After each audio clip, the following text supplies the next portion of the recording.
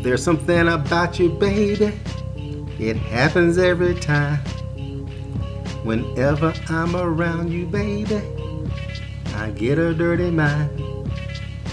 I can't sing, but Prince can. October 8th, 1980, that is when Dirty Mind was released. Prince's third studio album, and I am doing reviews of every Prince studio album from the rooter to the tutor. So this is number 3, following up from For You, which was released in 78. The self-titled Prince, released in 1979. And October 8th, 1980, we get Dirty Mind. Now, Dirty Mind was not a huge hit commercially. It did go gold eventually. It didn't have any hit singles on the pop chart. None of the singles made it to the Hot 100. It did have some minor R&B hits. But the majesty of Dirty Mind is not so much in the singles. It's the cohesive work of the album itself. And it has been recognized by music critics near and far to be one of the 100 best albums of all time. So generally, if you see any top 100 lists, Dirty Mind is inevitably going to show up on that list at some point. And I agree that it is a masterwork by the genius himself. And my thing with the album is, I believe, and I can say this as the world's foremost authority on Prince, that this is where Prince became Prince.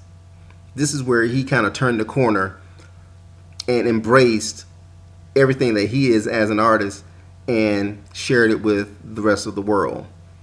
Obviously, his first album, he couldn't be balls out like he wanted to be, but you can see him starting to come out of his, that shell that Warner Brothers had him in on his second album. They allowed him to do it. It was a smart move because his second album was a huge hit. It had a huge single. And now the world is aware of Prince. So when Dirty Mind comes around, it's like, here I am, like it or lump it, you're going to get the full menu when it comes to what I have to offer as an artist, and we're blessed for it. Now, Dirty Mind was a very short album. It's only 30 minutes and 14 seconds. Good Lord, that is quick for an album. And it only had 8 tracks on it. And I think I've said before, back then, it wasn't uncommon for an album to have less than 10 tracks. And it's not so much the length of the album or the number of tracks, it's what's contained in those 8 tracks that makes this album the masterpiece that it is. Now, Dirty Mind is exactly that. It's a dirty album. Dude is talking about sex, oral sex, incest, anarchy, things that were really prevalent at that time. This is when the punk scene was really in full gear, the funk scene, disco is dead, and the young artists at this time were, more politically charged, and they're all about riling up the angst in the young people, and it was musical anarchy, for lack of a better term. And Prince, coming out of Minneapolis, Minnesota, was at the forefront of this funk, R&B, punk renaissance, so to speak. He kicked the doors open and he led the way, and Dirty Mind was a tremendous keyhole into the 1980s. You got to keep in mind that Michael Jackson was really big at this time as well, obviously, with Off the Wall. So whereas Michael was embracing being, this safe pop choice, Prince went totally in the other direction, saying, F it, I'm not going to be safe anymore. I'm going to do what I want to do, and you're going to like it because I'm funky and I know I'm the best. And that's what we get from this particular album.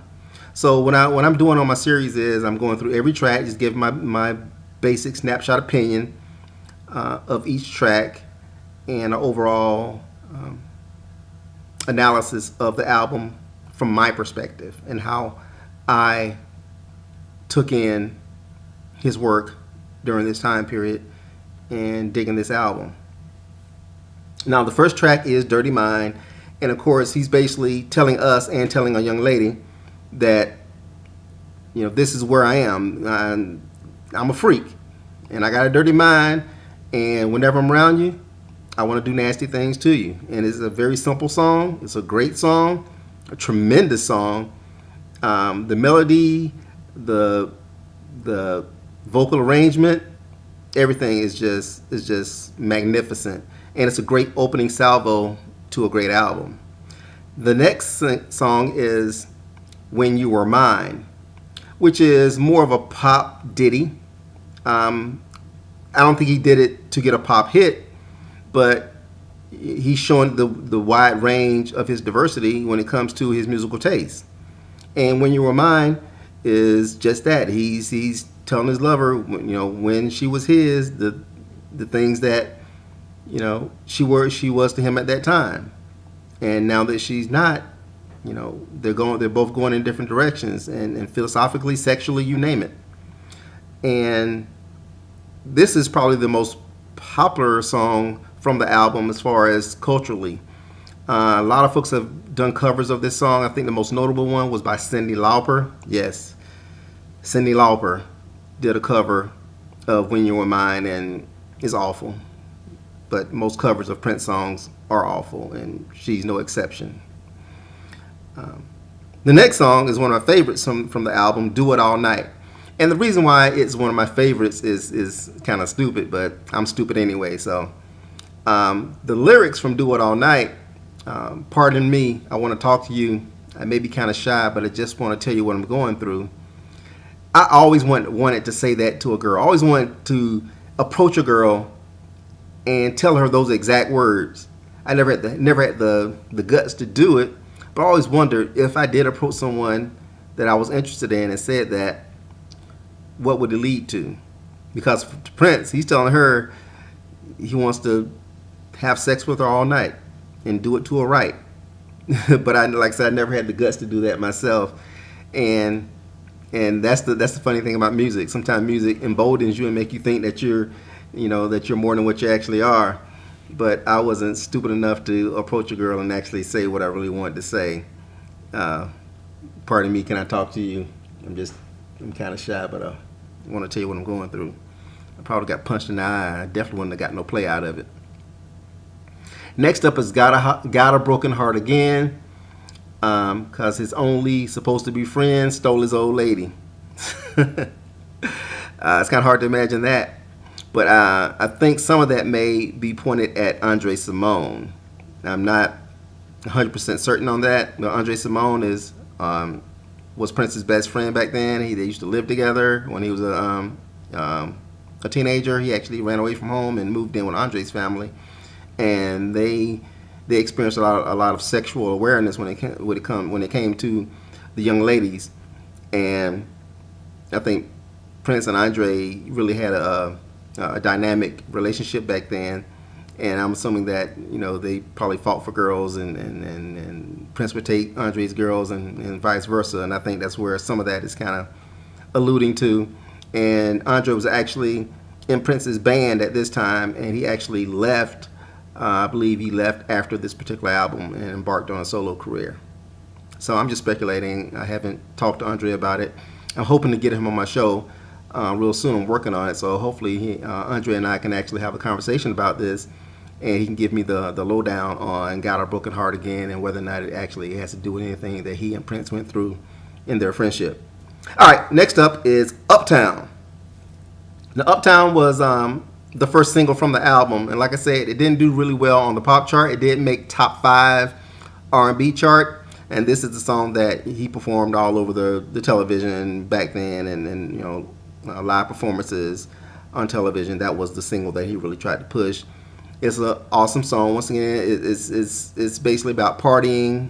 It's about the party scene and what it was, back then in 1980, and how promiscuous things were, and how people were so free with their sexuality and with their thought processes. And "Uptown" is a fun funk pop punk song that you can definitely groove to, especially if you're drinking. Next up is "Head," which is probably the best song on this album. "Head" is funky as hell. And the funny thing about "Head" is that obviously it's a nasty song. He's talking about giving and receiving oral sex from a girl. And this song used to play on the radio, WIBB, Macon, Georgia. They played this song all the time. And back then when I was a kid, I really didn't know. I wasn't really up on the lyrics. I just know the song sounded really good. You can really dance to. It was a great song to dance to. And there was a dance back then. I guess they called it the head, where you just kind of bob your head to the beat, and and that's the dance I used to do with this particular song. And they played it on the radio. And I guess back then, the programming people at radio, they weren't really caring too much about lyrics, and I guess the public and the watchdogs weren't too concerned about what was being said in lyrics. So he wasn't cursing. He was just talking about oral sex. But yeah, this song actually played on the radio. It would never get played on the radio nowadays without being beat, beat, beat, beat, beat. But it's the funkiest song on the album, easiest to dance to, just a great song. I love Head, and to this day, I still play it, and it's still a groovy song. Next up is Sister. Sister is very short. It's less than a minute and a half. It's like a minute and 15 seconds, I believe. And it's basically just a brief segue into the final song, which is Party Up. Now, Sister, he's talking about incest with his sister. How true this is, I don't know. Only he and his sister know what actually went down between them. But I know there was a period in Prince's life when his sister lived in New York. He moved there and lived with her right before he got his first record deal. So there may have been something going on there. I don't know. But he put it on the album, so it's always up for speculation. I never heard Prince talk about it. I never saw an interview where he actually went into the minutia of Sister, whether or not it's just a fictional account or if there's some sort of truth to it. I don't know. I really don't care. What he and his sister did between the sheets is between he and his sister. But it's a pretty nondescript song. It fits great within the construct of the Dirty Mind album. So it does definitely earn its place on the album. But it's not anything that was meant as a single or meant as a complete song. It's just basically a segue into Party Up, which is the final track on the album. And Party Up is basically just that. It's a party song. And I think this song is something that he got this song from Grand Central, which was Morris Day's band. I think Morris Day wrote it, or he and Prince wrote it together, but their band was performing it, and Prince took the song and put it on this album. And Party Up is strictly that, a party song. It's a great song, of course. It's a good anthem, along with Uptown, to kind of get you riled up and wanting to release your inhibitions and just have fun and do what people were doing back in the 1980s, which is drinking, doing drugs, and having sex. So 8 tracks on the Dirty Mind album. 30 minutes and 14 seconds. The album peaked at 45 on the pop album chart. It went to number 7 on the R&B chart. The album did. It sold over 500,000 copies, so it is certified gold. The single Uptown went to 101 on the pop chart, so it did make the top 200, but not the top 100 or the top 40. But it did make number 5 R&B. As a whole, this is one of Prince's strongest albums. It still holds up today. And I think it's a good album for young people to listen to kind of get an indication, an idea of what life was like back in the 1980s, if you care to even think about things like that. It's an eye-opening experience into how music was back then, and the freedom that artists generally were allowed back then. Now it's nothing to hear people saying nasty shit on a record, but back then it was some groundbreaking stuff because everything was just so safe and radio friendly, because that's all you had. You didn't have YouTube, the internet, and all these different, you didn't have Spotify and all these different outlets to where you can access your music. You basically had to wait for something to come on the radio, or happen to catch it on television, like on the Midnight Special or Saturday Night Live or Solid Gold or some show like that. So that is one of the things that kind of made this album the cultural phenomenon that it was back in the 1980s, and I think it still resonates a lot today. So as his third album, this is definitely the album where I think Prince really came into his own as this funk, punk, nasty artist that had a lot more to say coming forward. And I love this album. I listen to it a lot. I will continue to listen to it, and I highly recommend anyone who's not heard it to listen to it. And don't just listen to a song or two. Play it from beginning to end. It's only 30 minutes and 14 seconds. So just take a half hour out of your life, or next time you're on a road trip or something, pop it in, give it an objective listen, and I think you'll like it. And once again, that's Prince, Dirty Mind. So I appreciate you taking time to listen to me. Have any questions, comments, or concerns, hit me up. whatlonzothinks@gmail.com or at whatlonzothinks Twitter. Also, hit me up on Patreon. Drop some loot on me if you want to. If you don't, that's fine too. Still support me by dropping comments and an occasional email. Hit me up on Facebook. Once again, What Lonzo Thinks, www.whatlonzothinks.com. Prince, Dirty Mind. The next album is Controversy, and I'll be reviewing that one soon. Until then, this is What Lonzo Thinks. Bye.